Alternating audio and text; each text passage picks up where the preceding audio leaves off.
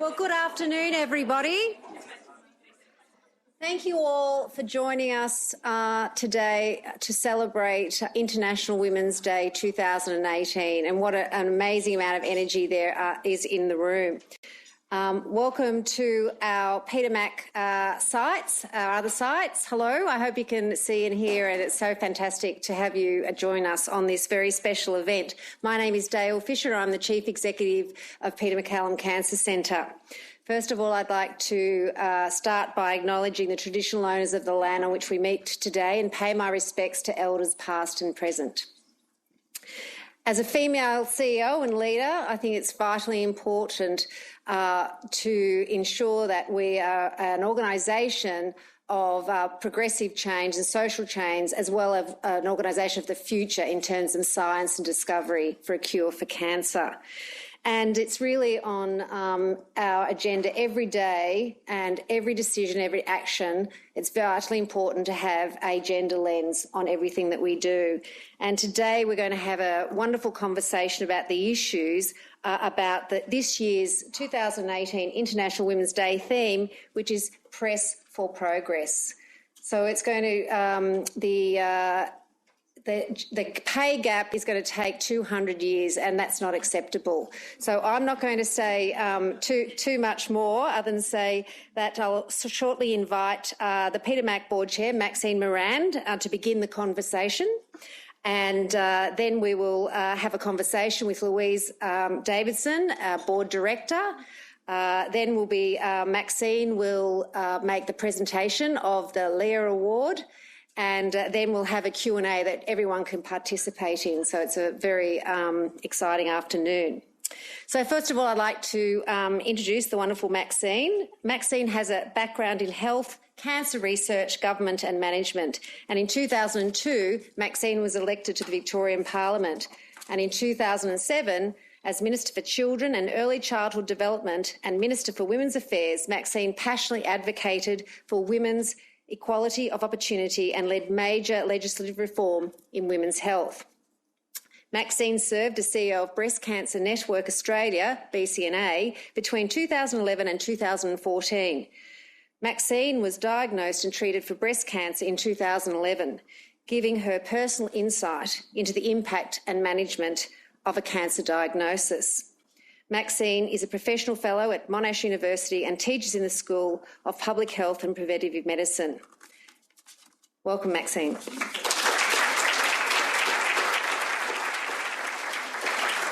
Thank you, Dale, and it's fantastic to see so many people here today for International Women's Day.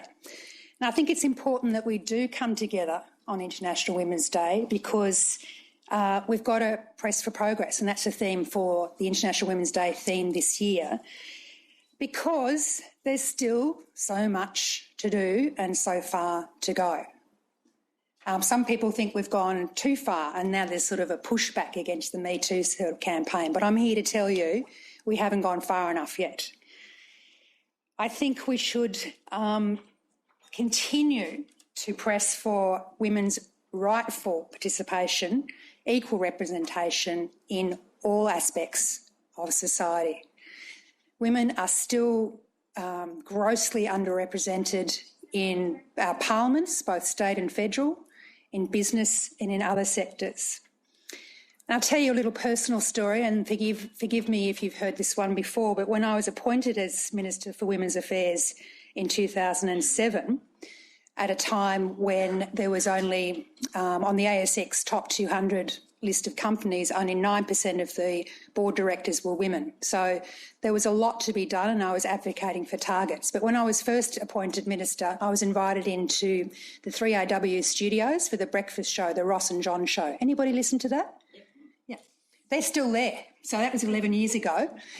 And I knew, being invited into the studio, they didn't usually invite people into the studio. They usually get people just to phone in. So we anticipated that they would be taking the P when I came in. So we were ready for it, but they started off with saying, "Now, Maxine, why do we need a Minister for Women's Affairs? Surely we should have a Minister for Men's Affairs as well." So I had just been sitting in the reception of 3AW Studios, and in the reception area there's a large poster of all of the presenters in the 3AW, stable, and they're all men. So I said, well, one place we could start is in the media, because every voice you hear on this radio show is men. And they go, oh, right, well, let's see what our radio audience think of that, Maxine. And so they got callers in, and a few blokes were saying it's a good thing, blah, blah, blah. And then I hear Catherine from, let's say it was Baldwin. I said, yeah, it's a woman. And she said, I prefer to listen to men. I don't like to listen to men. I think, wow, no, what is going on? And I checked on the website today, and it's still the same 11 years later. From 5:30 in the morning until midnight, there's all male presenters on 3AW. It is the highest rating radio show in Melbourne, and even from midnight to 5:30 in the morning, it's a man as well. Of course, ABC and other radio shows have got awesome women that do a fantastic job in the media, but AW is still the highest rating radio program in Melbourne, and I don't think that's good enough. At the time, also when I was a minister, we celebrated the centenary of women's suffrage, and this year it's 110 years since Victorian women first got the right to vote. So I think it's a time to celebrate again, because there's been really so little progress over the last few years in getting more women into the parliament. And the stat I always like to share, and those may have heard it before, is when I was in the parliament, the Victorian parliament, there'd only been 90 women ever elected to the Victorian Parliament who'd ever walked the corridors of that beautiful building, and there'd been 1,500 men. So it was really only in the last generation that you've got anything like, a representation of women representing you in the Parliament. Still, there's so many firsts to celebrate, and I think we should celebrate when it's the first woman in any particular role. It's a good thing to celebrate, but it's also sort of like about time.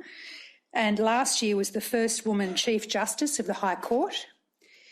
And there was also the first woman appointed as the Director of Public Prosecutions, the DPP in Victoria. That was 2 days ago. So there's still so many roles that have been underrepresented by women in our society. The other thing I wanted to mention, because I'm on a roll, is that the Workplace Gender Equality Agency published their findings today, and as Dale was alluding to, the national gender pay gap is still 15%. The gender pay gap favouring men in every industry, and the pay gap favours men in every industry and occupational level, regardless of whether they're male or female dominated. And as soon as men graduate, women earn less than men in 17 out of 19 fields of study and across 9 out of 13 industries.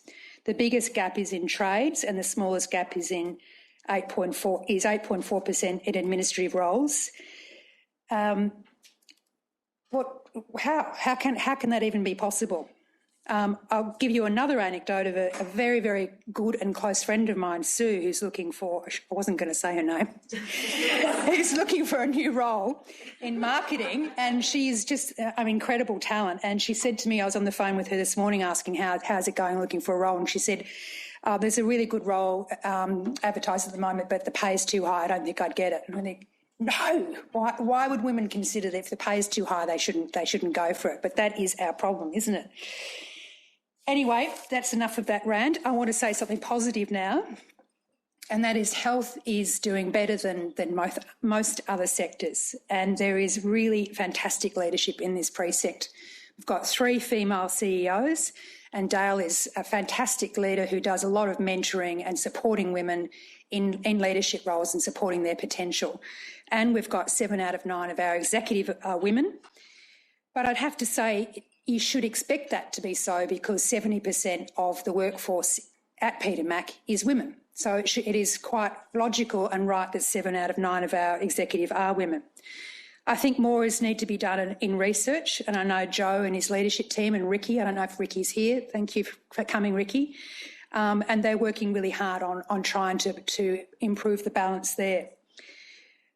AMRI, I was talking to Joe this morning, I don't think there's ever been a female president of AMRI. Ricky's saying no.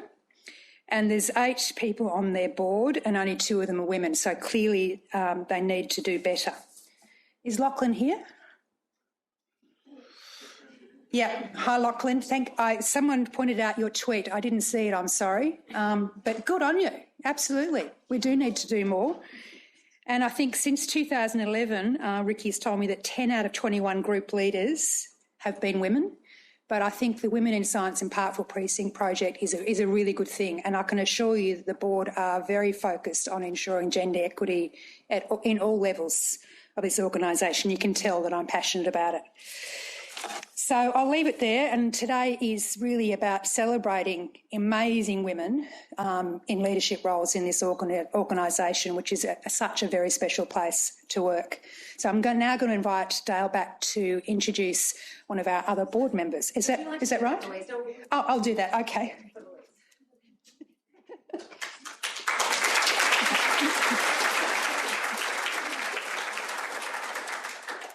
Now, Louise, I'm going to read this, but I also need to share with people that we did come across each other when I was Chief Executive of the Breast Cancer Network, and Louise has been running the Mother's Day Classic for 20 years now, and she's an awesome feminist.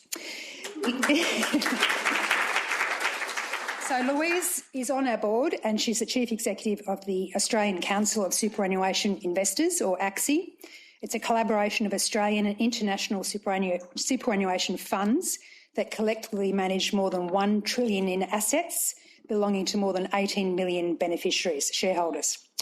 They worked with its members on research, policy formation, company and financial system engagement and advocacy and voting advice in relation to environmental, social and corporate governance, investment, risk and opportunity. And Louise was appointed to that role in 2015.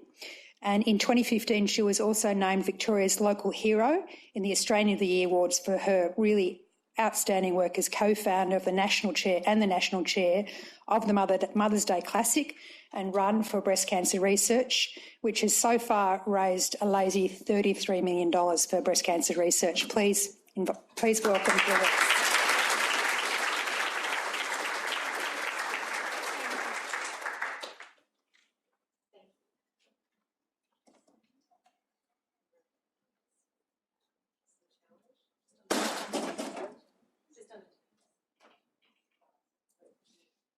Hello. That's it. Very good. I'm just wondering if everyone can see us, or would you like us to stand up? Anyone want us to stand up? Put your hand up. Dare. Stand. There you go. All right. Okay. Struck some stuff. That'll keep it short. Okay, that's good. Okay, Louise. We've heard all about your career and press for progress. I'd like to start with a question on parity on boards and what you think about what the difference is between having a balanced board versus what is now. I think the Australian Stock Exchange is only 26% are women on our stock exchange at the moment. Thanks, Dale. So just by way of context, the organisation that I run works with superannuation funds. Some of you will be members of those superannuation funds, namely HESTA and First State Super. I'm sure there's plenty of members in the room. So you'll be pleased to know that on your behalf, we are doing a lot of work to try and improve environmental, social and governance issues at listed companies, so all the big Australian companies. Dale's sitting down. She's having a break.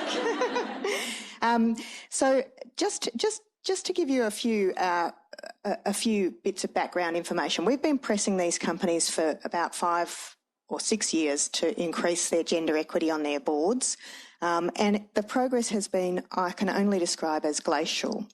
So there are still 5 women out of 5 companies out of Australia's top 200 companies with no women on their board, and there are 58 companies with only 1 woman. And less than half of the 200 biggest companies have got our target of 30%, which I think is a pretty modest target, frankly. I mean, people say to me, why don't you go for 50? And eventually we will. At executive level, the situation is even worse. There are only 9 female CEOs in Australia's top 200 companies. So why does this matter? Well, companies with diverse boards and diverse executive teams perform better. There's lots of research to back that up. And in addition, It's 2018. Let's get with the program, folks. How many women does it take to make a difference? The research says 3. Once you have 3 women, they are no longer a token or a marginalised other, and they start to have a proper share of voice. The conversations that take place anecdotally around board tables change once there are 3 or more women, and they become a lot more challenging of status quo. So thanks very much, Louise. So Elizabeth Prowse, who's chair of AICD, they are not going to meet their target of 30%. I've also said to her, why not 50%, Elizabeth? And they're not going to meet that target. I think she announced that they're going to change to 50% today. Well, she listened. Good on her. And but it's she conceded that quotas may be necessary to reach that target. What's your view on quotas? I used to be really not in favour of quotas, but frankly the progress has been so slow that I fear that they may in the end be required. It was really... It was a really interesting experience in my own organisation because, as I said, we'd been talking to boards for a long time about, increasing their gender equity. But in 2015, we actually set a target, which was 30% women by the end of 2017. And once we had a measurable target in place, it really changed the conversation and it really changed the way we thought about our interaction with boards, and it gave us something very tangible and concrete to say to them. And last year we started, on companies that have got no women on their board, we started voting against the re-election of the male directors who stood for election because our message to them was, this is just not good enough.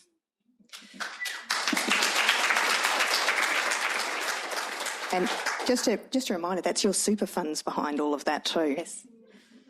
So the AICD were considering shaming the companies that don't have, and one of them, I believe, if someone can check, who's going to Google, Flight Centre, for example, has all male board members. So don't book your trips through flight centres. So that's the sort of activism you can do to change the balance in board members. And I note that TPG also owns IINet, no women on the board, okay, and don't see a need for a woman on the board. Mm.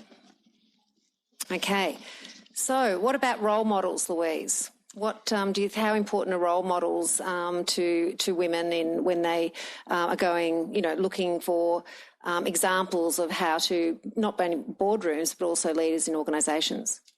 Well, critical, Dale, and I think second Maxine's comments about, fantastic work that you do as a role model for many people, and I think all women in a leadership role really do, with whether they know it or not, they are role models. So I was lucky to grow up with a mother who was a really strong feminist, very involved in the 1970s women's liberation movement, and some of my earliest memories are actually of campaigning through the streets for equal pay for equal work on my mum or my dad's shoulders. And so sometimes I feel as though the progress, how can it be that we're still asking for these things now? But the other really strong role model that I had is a woman called Mavis Robertson, who worked in the superannuation industry, or that's how I met her. And she was a great feminist. She was quite a fierce and scary person when I was a young woman.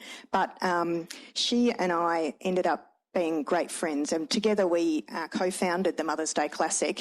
And I'm pretty sure that the money from the Mother's Day Classic gets donated to the National Breast Cancer Foundation in order to be farmed out for research funding. I'm pretty sure the Mavis Robertson Fellowship was awarded here at Peter Mac this year, so I was really pleased to see that.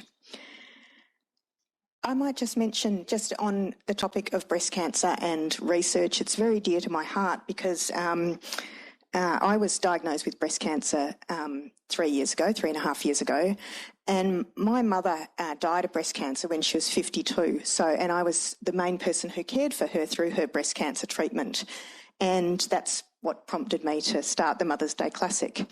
And what really struck me when I had my own experience with breast cancer was just how much difference has been made by research over the 20 years between my mother's experience and my own experience. Everything was different. The diagnostics, the surgery, all the treatment options were completely different. And so it was really in a difficult time, really exciting to see the difference that is being made. And so well done to those of you here who are working on making those outcomes better. I think there are some researchers here who've been recipients of particular scholarships. Would anyone like to disclose who they might be? The BCNA? No? NBCF? NBCF? Yep. Yeah. Claire Sloan is Yeah. the award winner that you're talking about, Yeah. Mavis Robinson Award Yep. winner, and that was wonderful. She's a up-and-coming researcher and works in the cancer immunology program. It's obviously applying that field to breast cancer research. So, a terrific awardee. Thanks, Ricky. So again, going back to gender and diversity, the AICD talk about diversity. What do you think? Do you think that the gender discussion, diversity and inclusion, by embracing gender in that, is we're losing focus on gender perhaps in boardrooms? What's your view on that? Look, obviously all forms of diversity are really important, but I do find that often people who want to block progress on gender diversity say, well, we can't just do gender diversity, we've got to do all of these other sorts of diversity, and then it all just becomes a bit too hard, so we walk away from it. So that's been my experience. The other thing that's interesting to note, because we do some research on the various attributes of directors on company boards, and what we've found is that increasing gender diversity does actually also increase some other types of diversity. So it increases age diversity, because women tend to be appointed to boards younger than men, and it also really increases the life experience or career path diversity, because the women haven't been CEOs, obviously, because there's so few CEOs who are women, and so they've come from other walks of life, and they bring different experience, which is actually what we want to help move away from, groupthink and too much of a bubble around our corporate boards.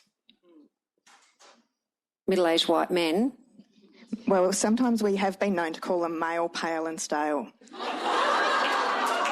We didn't even set that one up. So reflecting on progress that we have made from when this day, in the early 1900s when, the Industrial Revolution and, really progress for women and vote, how much change and progress have you seen in your career?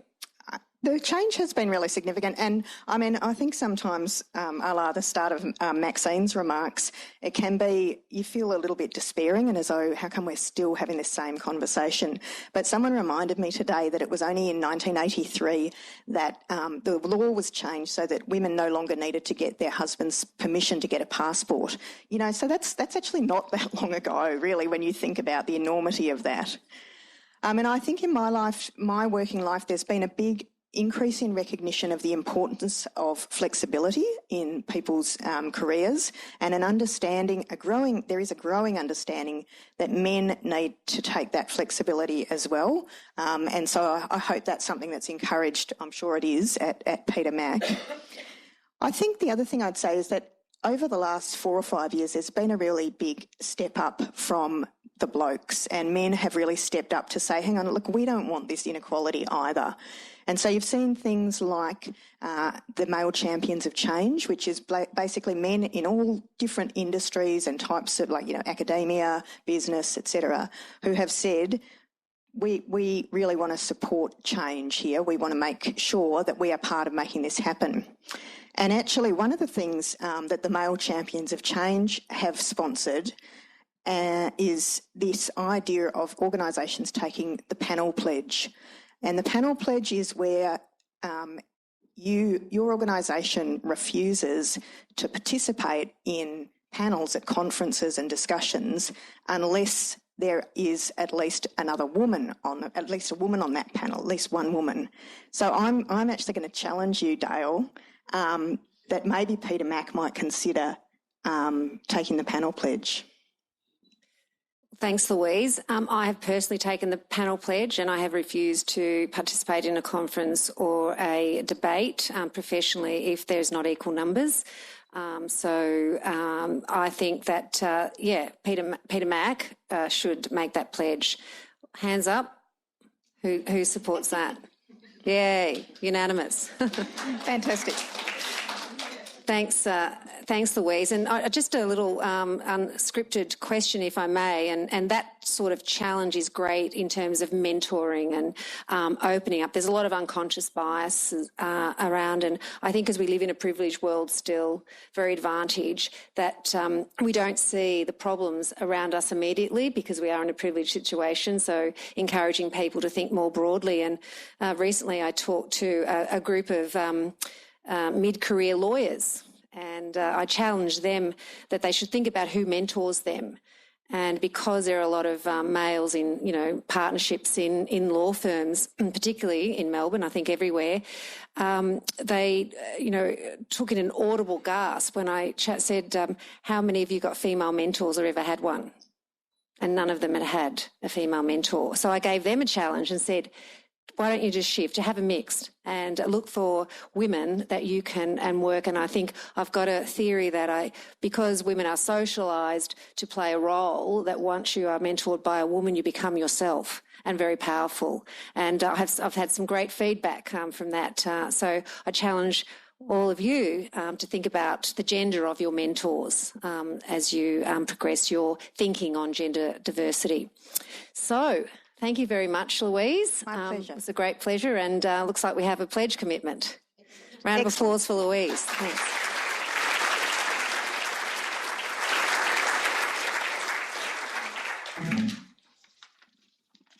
Okay, so I'd like to invite Maxine back up and Kylie Gorringe. Yeah, you stay. Kylie Gorringe was the inaugural winner of the Leah Award last year, and Kylie will pass on to the new recipient of the award, and Maxine will talk a little bit about the award now. Thanks, Dale. So the Leah Award is to recognise and promote emerging female research leaders in their early to mid-career. And it must be leading on something. It's going to provide $40,000 in financial support to enable opportunities for career advancement. So it's a significant support. In establishing this award, we recognise the issues and needs around gender equity and the huge underrepresentation of women in these roles. So I don't think I need to read all that. I think we all understand why we're doing the Leah Award, and it's an awesome thing. So I'm very pleased and delighted to announce that the 2018 recipient is Marliese Alexander. Marliese.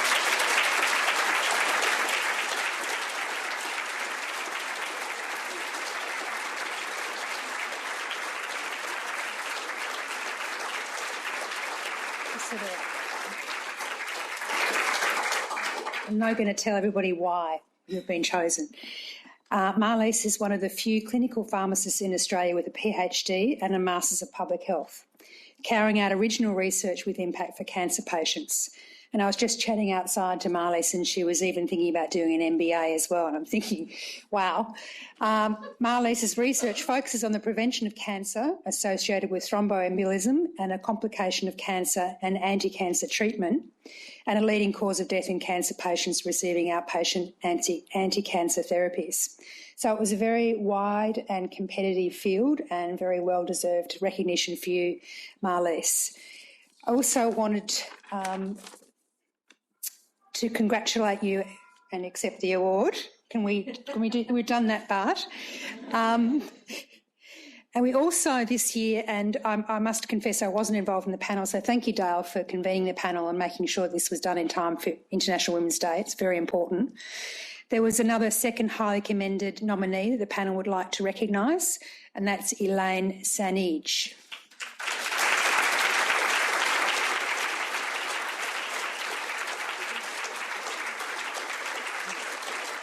Elaine is a Senior Research Fellow here at Peter Mac, and her research focuses on developing new types of smart drug treatments for ovarian and prostate cancer. And the panel was so impressed with Elaine's application that they suggested we also fund $10,000 to support Elaine's travel to Dana-Farber Cancer Institute to establish collaborations with world leaders in DNA repair and DNA damage response inhibitors. And of course, we now have an MOU with Dana-Farber, which is allowing us to have that sort of progress. So well done to both of you. Congratulations.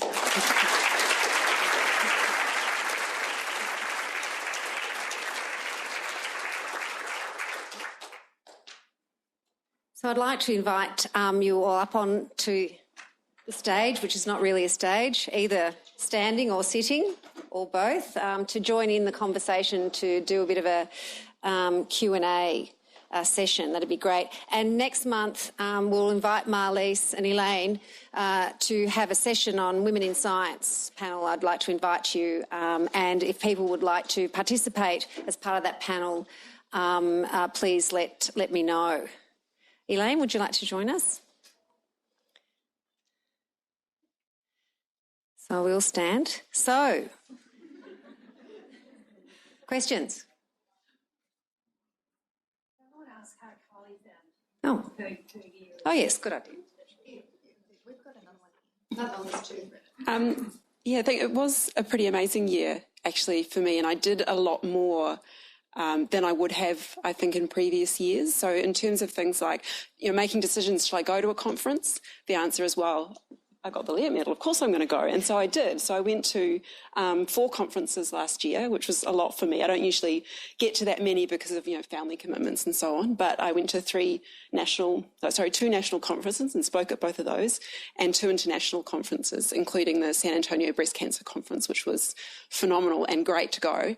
And so I think it really made a difference in terms of, encouraging me to get out there and do more.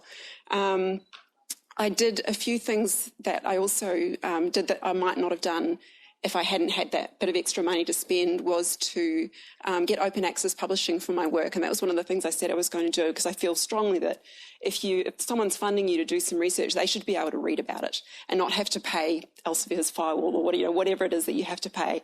So I used some of that to make sure that the work that I'm the senior author on is out there and anyone can read it, even if they're not part of an academic institution. I felt that was really important. But I think probably the biggest thing is really the psychological boost that it gives you. You've been told that you're the best person in your institute, and that I still kind of can't really believe that. It seems phenomenal to me, but anyway. And that kind of having that kind of a boost to you, you just think, I can do stuff. I can do things. I'm not, there's no reason not to try. So I think that's probably, what it's done for me in the last year.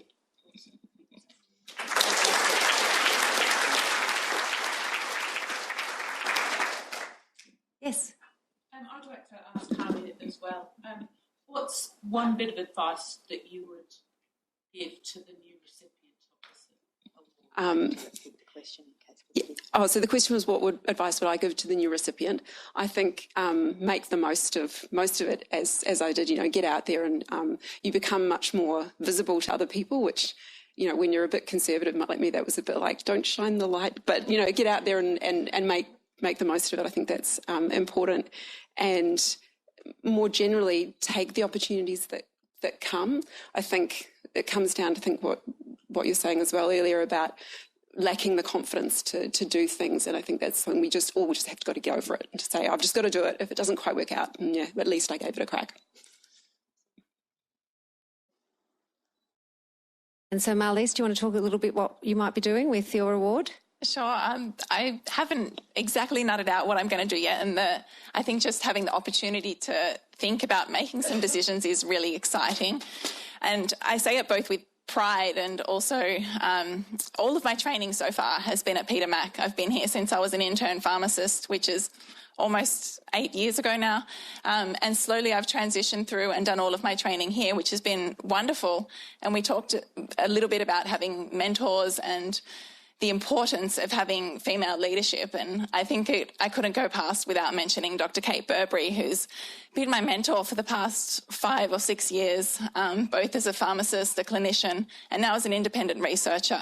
And so I think it's really important, and I echo Dale's sentiments, go out there and find a female role model, someone who's your equal or above you. I work in a potentially very much female-dominated environment, but when I look to my seniors, they're all males. So it's a challenge sometimes, but it's worth looking, and certainly my relationship with Kate has led us here today, and I'd say it's as much her award as it is mine. So I don't know how I ended up thanking Kate after saying, what am I going to do with my year? There. But what will I do with my year? I'm hoping to put it towards further education. I did mention madly potentially an MBA, and potentially some training overseas. I'm looking at about strengthening some relationships with some colleagues in America and getting some exposure at another institution. So hopefully I'll put the money towards that. Thanks, Marlies. And Elaine, do you want to talk about the trip that you're going to take to Dana-Farber? I'm very excited about the trip to Dana-Farber. So that's happening in May. I'll be there from the 30th of April to the 18th of May. This is a great opportunity for me and my research. I'll be getting into a new field of DNA repair therapies, and these are the world leaders in this field. So it will not only benefit my research, but also Australian research in this field and the new clinical trial that we are developing at Peter Mac. And I totally agree with Kylie. This is a great confidence boost, and confidence is what is lacking for female researchers. And I hope this will inspire more people or more females to talk to us for mentoring, for coaching, and we get the conversation going. Thank you. Elaine. So more questions? Yes.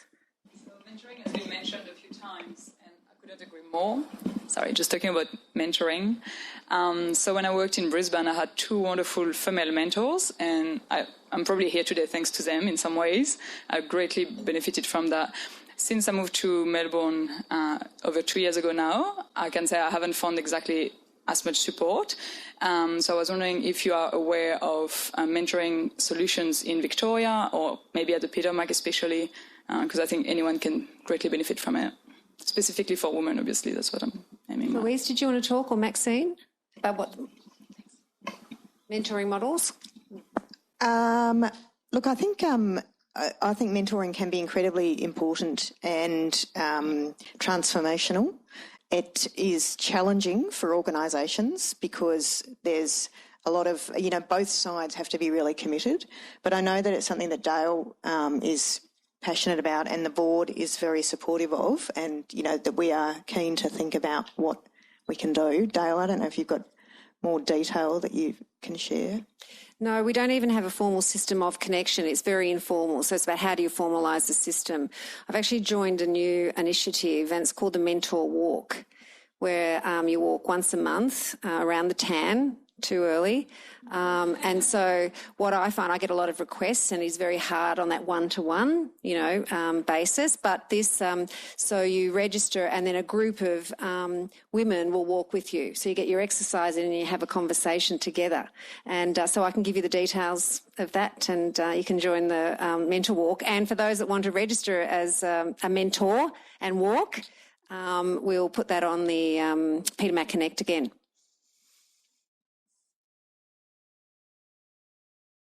Any other questions? Any other final comments from the panel? No, I think that's a natural wrap up then. Thank you very much for joining in the conversation today. Remember, press for progress, and happy International Women's Day 2018. You're all fantastic. Thank you, panel.